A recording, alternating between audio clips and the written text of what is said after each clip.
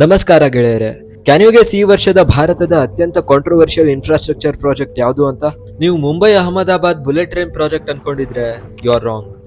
ಆಘಾತಕಾರಿ ಸುದ್ದಿ ಏನಂದ್ರೆ ಇದು ನಮ್ಮ ಕರ್ನಾಟಕದ ಪಶ್ಚಿಮ ಘಟ್ಟಗಳಲ್ಲಿ ಪ್ಲಾನ್ ಮಾಡಿರೋ ಪವರ್ ಪ್ರಾಜೆಕ್ಟ್. ಹಚ್ಚ ಹಸಿರು, ದಟ್ಟ ಕಾಡುಗಳು, ಸಸ್ಯ ಜೀವ ಸಂಪನ್ಮೂಲಗಳಿಗೆ ಜಗತ್ ಪ್ರಸಿದ್ಧಿಯಾಗಿರೋ ನಮ್ಮ ಶಿವಮೊಗ್ಗ ಮತ್ತು ಉತ್ತರ ಕನ್ನಡ ಜಿಲ್ಲೆಗಳ ಗಡಿಯಲ್ಲಿ ನಿರ್ಮಿಸಲು ಯೋಜಿಸಿರುವ Sharavathi pumped storage project. DIGF site inspection environmental report ಹೇಳೋ ಪ್ರಕಾರ ಇದು ಭಾರತದ ಇತಿಹಾಸದಲ್ಲೇ ಅತ್ಯಂತ ಪರಿಸರ ಹಾನಿಕಾರಕ ಪ್ರಾಜೆಕ್ಟ್ಗಳಲ್ಲಿ ಒಂದಾಗಿದೆ. ನೀವು ಗವರ್ಮೆಂಟ್ ರಿಪೋರ್ಟ್ಗಳನ್ನ ನೀಟಾಗಿ ಸ್ಟಡಿ ಮಾಡಿದ್ರೆ ನಿಮಗೆ ಸಾಕಷ್ಟು ಆಘಾತಕಾರಿ ಸಂಗತಿಗಳು ತಿಳಿದು ಬರುತ್ತೆ. ಹಾಗಾದ್ರೆ ಅದೆಲ್ಲ ಏನು ಅಂತ ಒಂದೊಂದಾಗಿ ಬಿಚ್ಚಿಡ್ತೀನಿ. ನಾನು ನಿಮ್ಮ ದೀಪಕ್ ಕೆರಿವಾಳ್. ಸ್ಟೇಡಿಯಂ.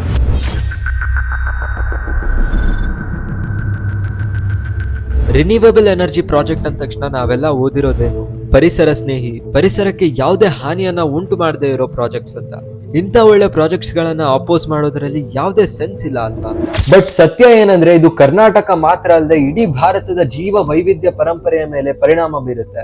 ಅಳಿವಿನಂಚಿನಲ್ಲಿರೋ ಮಕಾಕ್ಗಳಿಂದ ಹಿಡಿದು ಅಪರೂಪದ ಡಾನ್ಸಿಂಗ್ ಕಪ್ಪೆಗಳವರೆಗೆ, ಹಾರ್ನ್ ಬಿಲ್ ಗಳಿಂದ ಹಿಡಿದು ಕಿಂಗ್ ಕೋಬ್ರಾಗಳವರೆಗೆ ಈ ಎಲ್ಲಾ ವನ್ಯಜೀವಿಗಳು ತಮ್ಮ ಉಳಿವಿಗಾಗಿ ದಟ್ಟ ಅರಣ್ಯಗಳ ಮೇಲೆ ಅವಲಂಬಿತವಾಗಿವೆ. ಎನ್ವಿರಾನ್ಮೆಂಟಲ್ ವೆಬ್ಸೈಟ್ಸ್ ಗಳ ಪ್ರಕಾರ ಪ್ರಪಂಚದಲ್ಲಿ ಸಿಂಹಬಾಲದ ಮಕಾಕ್ಗಳ ಸಂಖ್ಯೆ ಕೇವಲ 2500 ಆಗಿದೆ. ಅದರಲ್ಲಿ ಸುಮಾರು 700 ಮಕಾಕ್ಗಳು ನಮ್ಮ ಶರಾವತಿ ಅಭಯಾರಣ್ಯದಲ್ಲಿವೆ. ಅಂದ್ರೆ ಇಡೀ ಪ್ರಪಂಚದ 28% ಸಿಂಹಬಾಲದ ಕೋತಿಗಳು ನಮ್ಮಲ್ಲಿಯೇ ಇವೆ. ನೀವು ಈ ಪ್ರಾಜೆಕ್ಟ್ ಡಾಕ್ಯುಮೆಂಟ್ಸ್ ನೋಡಿದ್ರೆ ಗೊತ್ತಾಗುತ್ತೆ ಈ ಯೋಜನೆಯಿಂದಾಗಿ ಜಗತ್ತಿನಲ್ಲಿ ಅಳಿವಿನಂಚಿನಲ್ಲಿರೋ ಸಸ್ತನಿಗಳ 12% ಜೀವರಾಶಿಗಳ ಮೇಲೆ ಇದು ಪ್ರಭಾವ ಬೀರುತ್ತೆ ಅಂತ. Just look at the shear scale of destruction being planned. ಸತ್ಯ ಏನಂದ್ರೆ ಯಾವುದೇ ಅರಣ್ಯ ನಾಶ ಇಲ್ಲದೆ ಅದೇ ಬೆನಿಫಿಟ್ ಗಳನ್ನ ನೀಡೋ ಆಲ್ಟರ್ನೇಟಿವ್ ಗಳನ್ನ ಪರಿಗಣಿಸದೆ ಈ 10,240 ಕೋಟಿಯ ಪ್ರಾಜೆಕ್ಟ್ ಅನ್ನ ಪ್ಲಾನ್ ಮಾಡ್ತಿದ್ದಾರೆ. Let me explain what pumped storage actually is. Pumped storage ಅಂದ್ರೆ ಒಂದು ಬೃಹತ್ ಬ್ಯಾಟರಿ ತರ. ನಾರ್ಮಲ್ ಬ್ಯಾಟರಿ ಅಂದ್ರೆ ಕೆಮಿಕಲ್ಸ್ ಯೂಸ್ ಮಾಡುತ್ತೆ, ಬಟ್ ದಿಸ್ ಯೂಸಸ್ ವಾಟರ್ ಅನ್ಕೊಳ್ಳಿ. ಈಗ ಕರೆಂಟ್ ಡಿಮ್ಯಾಂಡ್ ಕಡಿಮೆ ಇರೋ ಟೈಮಲ್ಲಿ, ಫಾರ್ ಎಕ್ಸಾಂಪಲ್ ರಾತ್ರಿ ಟೈಮಲ್ಲಿ ನೀರನ್ನ ಕೆಳಗಿನ ರಿಸರ್ವಾಯರ್ ಇಂದ ಮೇಲಿನ ರಿಸರ್ವಾಯರ್ ವರೆಗೂ ಆ ಎಕ್ಸೆಸ್ ಆಗಿರೋ ಪವರ್ ಯೂಸ್ ಮಾಡ್ಕೊಂಡು ಪಂಪ್ ಮಾಡಲಾಗುತ್ತೆ. ಅಂಡ್ ಪೀಕ್ ಅವರ್ ಟೈಮಲ್ಲಿ ಅಂದ್ರೆ ಕರೆಂಟ್ ಡಿಮ್ಯಾಂಡ್ ಜಾಸ್ತಿ ಆದಾಗ ಅದೇ ನೀರು ಮೇಲಿಂದ ಕೆಳಗ್ ಬೀಳುತ್ತೆ ಅಂಡ್ ಅಲ್ಲಿರೋ ಟರ್ಬೈನ್ಸ್ ಅಲ್ಲಿ ಎಲೆಕ್ಟ್ರಿಸಿಟಿ ಉತ್ಪಾದನೆ ಆಗುತ್ತೆ.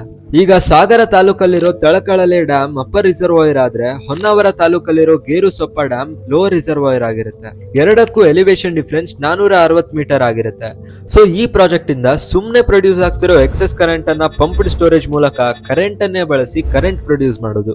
ಬಟ್ ನಿಜ ಏನಂದ್ರೆ ಈ ಪ್ರಾಜೆಕ್ಟ್ ಇಂದ ಪ್ರೊಡ್ಯೂಸ್ ಆಗೋ ಎನರ್ಜಿಗಿಂತ 25% ಜಾಸ್ತಿ ಎನರ್ಜಿ ಕನ್ಸ್ಯೂಮ್ ಮಾಡುತ್ತೆ. ಲೈಕ್ ಪ್ರತಿ 100 ಯೂನಿಟ್ಸ್ ಎನರ್ಜಿ ಪಂಪ್ ಮಾಡೋಕ್ ಯುಟಿಲೈಸ್ ಆದ್ರೆ ಅದರಲ್ಲಿ ಬರೀ 75 ಯೂನಿಟ್ಸ್ ವಾಪಸ್ ಜನರೇಟ್ ಆಗುತ್ತೆ. ಅಂದ್ರೆ 25 units are lost forever. ಇದನ್ನ ನೋಡಿದಾಗಂತೂ ಈ ಪ್ರಾಜೆಕ್ಟ್ ನಂಗೆ ಯಾಕೆ ಮಾಡ್ತಿದಾರ ಅಂತ ಗೊತ್ತೇ ಆಗ್ಲಿಲ್ಲ. ಲೈಕ್ ಆ ಎಕ್ಸೆಸ್ ಎನರ್ಜಿನ ಡೈರೆಕ್ಟ್ಲಿ ಸ್ಟೋರ್ ಮಾಡಿದ್ರೆ ಆಯ್ತಲ್ವಾ, ಅದ್ರ ಬದಲು ಅದನ್ನ ಪಂಪ್ ಮಾಡಿ 25% ಲಾಸ್ ಮಾಡ್ಕೊಂಡು ಇದೆಲ್ಲ ಯಾಕೆ? I know every medium of storage has some amount of losses ಅಂತ. ಈವನ್ ಬ್ಯಾಟರಿ ಸ್ಟೋರೇಜ್ ಯೂಸ್ ಮಾಡಿದ್ರು 5 to 10% ಲಾಸಸ್ ಇದ್ದೇ ಇರುತ್ತೆ. ಬಟ್ ಹಾಗಂತ ಈ 5 to 10% ಲಾಸ್ ಬದಲು ಇಷ್ಟೆಲ್ಲ ಪರಿಸರ ನಾಶ ಮಾಡಿ ಪ್ರಾಣಿಗಳನ್ನೆಲ್ಲ ದಿಕ್ಕಿಲ್ಲದಂತೆ ಮಾಡಿ 10,000 ಕೋಟಿ ಖರ್ಚು ಮಾಡಿ ಲಾಸ್ ಪರ್ಸೆಂಟೇಜ್ ನ 25% ಗೆ ಏರ್ಸೋದ್ ಯಾಕೆ? ಶರಾವತಿ ನದಿ ತೀರ್ಥಹಳ್ಳಿ ತಾಲೂಕಿನ ಅಂಬುತೀರ್ಥದಲ್ಲಿ ಹುಟ್ಟಿ ಈ ಎರಡು ಜಿಲ್ಲೆಗಳ ನಡುವೆ 128 ಕಿಲೋಮೀಟರ್ ಸಂಚರಿಸಿ ಹೊನ್ನಾವರದಲ್ಲಿ ಅರಬ್ಬಿ ಸಮುದ್ರ ತಲುಪುತ್ತೆ. ಅಷ್ಟೇ ಅಲ್ಲದೆ ವಿಶ್ವ ಪ್ರಸಿದ್ಧ ಜೋಗ್ ಜಲಪಾತ ಕೂಡ ಇದರಿಂದಲೇ ಜನಿಸೋದು. ಸೆಪ್ಟೆಂಬರ್ 2025ರಲ್ಲಿ ಎನರ್ಜಿ ಮಿನಿಸ್ಟರ್ KJ ಜಾರ್ಜ್ ಅವರು ಹೇಳ್ತಾರೆ, ಲಾರ್ಜ್ ಸ್ಕೇಲ್ ಡ್ಯಾಮೇಜ್ ಏನ್ ಆಗೋದಿಲ್ಲ, ಸಾರ್ವಜನಿಕರಿಗೆ ಇದರ ಬಗ್ಗೆ ಅರಿವು ಮೂಡಿಸಿ ಕನ್ವಿನ್ಸ್ ಮಾಡ್ತೀವಿ. ಬರೀ ಕೆಲವು ಎನ್ವಿರಾನ್ಮೆಂಟಲಿಸ್ಟ್ ಮಾತ್ರ ಆಬ್ಜೆಕ್ಷನ್ ರೇಸ್ ಮಾಡ್ತಿದ್ದಾರೆ.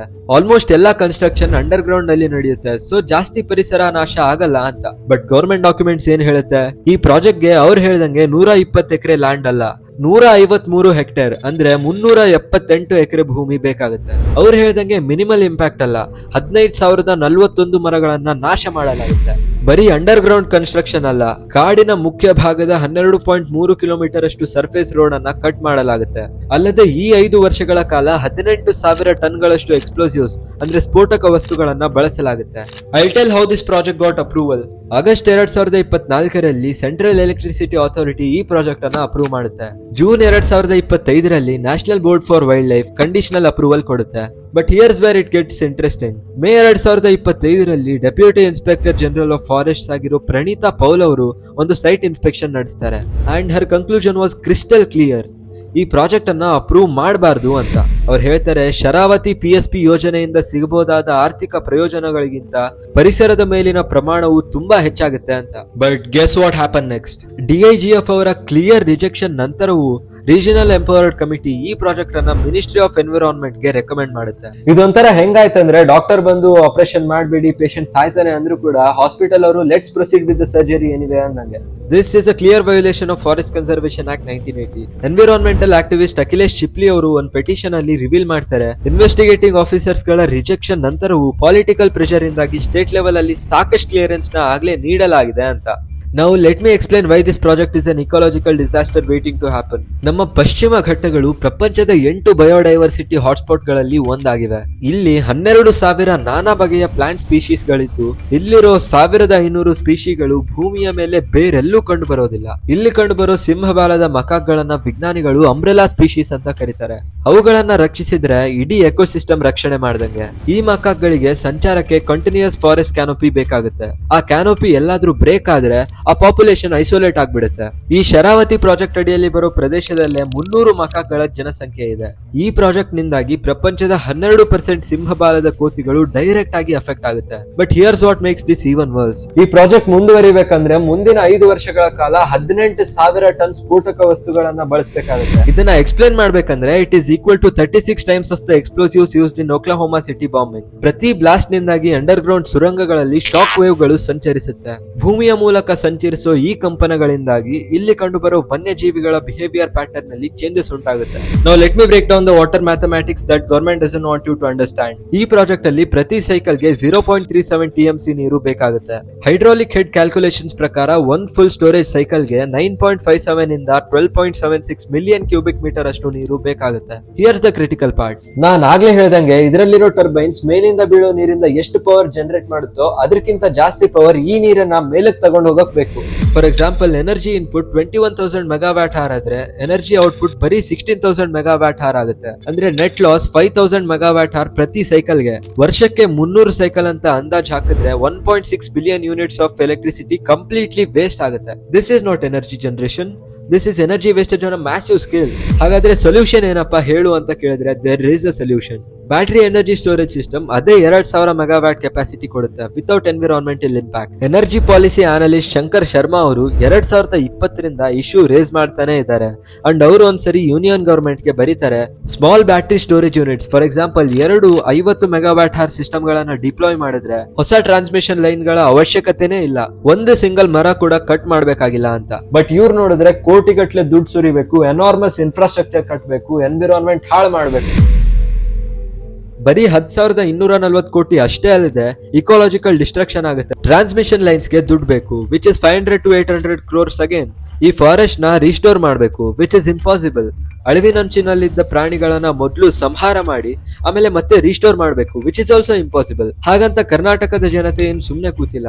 ಸೆಪ್ಟೆಂಬರ್ 16 ಸುಮಾರು 1,000 ಜನ KPCL ಆಫೀಸರ್ಸ್ ರಿಕ್ರಿಯೇಷನ್ ಕ್ಲಬ್ ಅಲ್ಲಿ ನಡೆದ ಫಸ್ಟ್ ಹಿಯರಿಂಗ್ ಅಟೆಂಡ್ ಮಾಡಿದ್ರು. ಈಗಾಗಲೇ ಈ ಪ್ರಾಜೆಕ್ಟ್ ನ ಅಪೋಸ್ ಮಾಡ್ತಾ ಸುಮಾರು 16,000 ಆನ್ಲೈನ್ ಪೆಟಿಷನ್ ಮತ್ತೆ 1,000 ಆಫ್ಲೈನ್ ಪೆಟಿಷನ್ ಸೈನ್ ಆಗಿವೆ. ಇಷ್ಟೆಲ್ಲ ಆಪೋಸಿಷನ್ ಇದ್ರು ಈ ಪ್ರಾಜೆಕ್ಟ್ ಮುಂದೆ ಯಾಕೆ ಹೋಗ್ತಿದೆ ಅಂತ ಕೇಳ್ಬೋದು.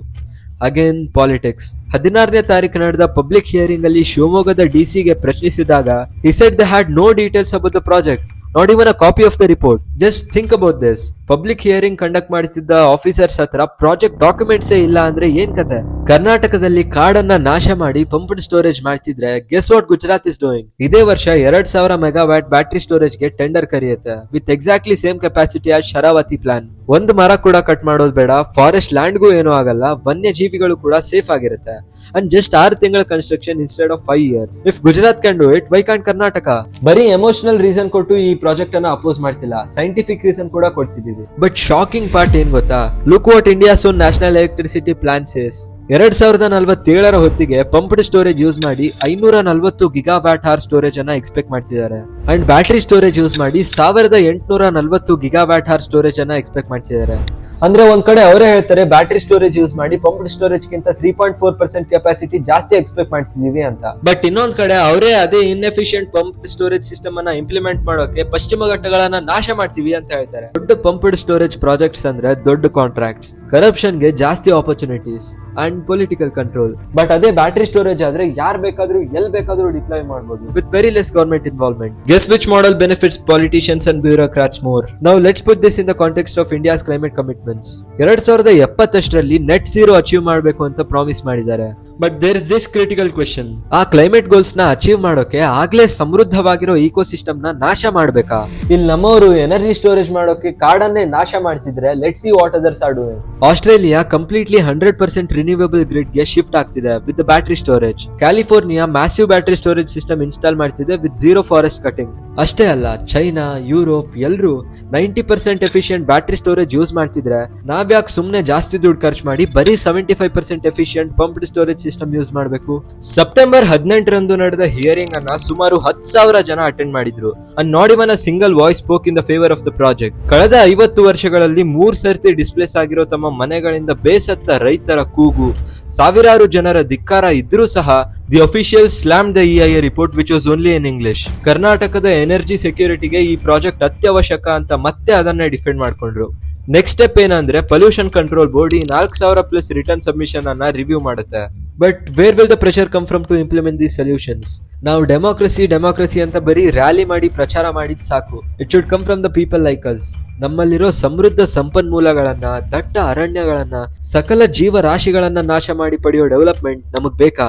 The choice is ours, the time is now. ಈ ವಿಡಿಯೋ ಇಷ್ಟ ಆಗಿದ್ರೆ ಲೈಕ್ ಮಾಡಿ, ಶೇರ್ ಮಾಡಿ. ಮತ್ತೊಂದು ಇಂಟ್ರೆಸ್ಟಿಂಗ್ ವಿಡಿಯೋ ಜೊತೆ ಬಿ ಬ್ಯಾಕ್ ಸೂನ್ ಅಂತ ಹೇಳ್ತಾ ನಾನು ನಿಮ್ಮ ದೀಪಕ್ ಎಲಿವಾಳ್ ಸೈನಿಂಗ್ ಆಫ್. ಸಂಸ್ಕೃತಿಯಲ್ಲಿ ಕನ್ನಡವೇ ಮೊದಲು, ಕನ್ನಡದ ಮಾತುಗಳು ಸಮುದ್ರದ.